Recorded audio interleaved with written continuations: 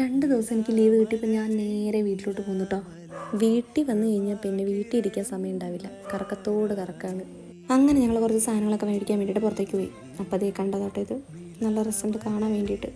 പിന്നെ അവിടെ കേക്കൊക്കെ വെച്ചിട്ട് എന്തൊക്കെയൊക്കെയോ കാണിച്ചു വെച്ചിട്ടുണ്ടായിരുന്നു. പിന്നെ നമ്മൾ നേരെ വിട്ടു നമ്മുടെ സെക്ഷനിലേക്ക്.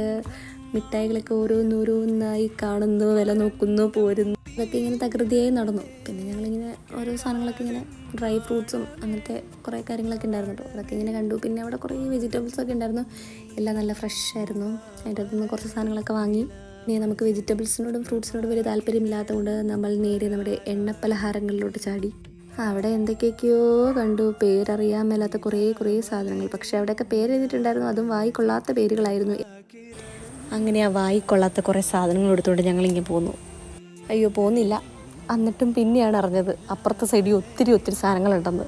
അങ്ങനെ അതെല്ലാം ഞങ്ങളിങ്ങനെ കണ്ട് തീർന്നു. അങ്ങനെ കുറേ സാധനങ്ങൾ എടുത്തു. ഏതെടുക്കണം എന്നുള്ളൊരു കൺഫ്യൂഷൻ മാത്രമേ ഉണ്ടായിരുന്നു.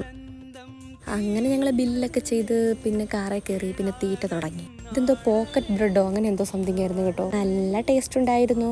പിന്നെ അത് കഴിഞ്ഞ് ഞങ്ങൾ വട്ടയപ്പം കഴിച്ചു. ഇത് പഞ്ചസാര ഇട്ടതായിരുന്നു കേട്ടോ, ഇത് ശർക്കര ഇട്ടത്. രണ്ടും നല്ല ടേസ്റ്റ് ഉണ്ടായിരുന്നു.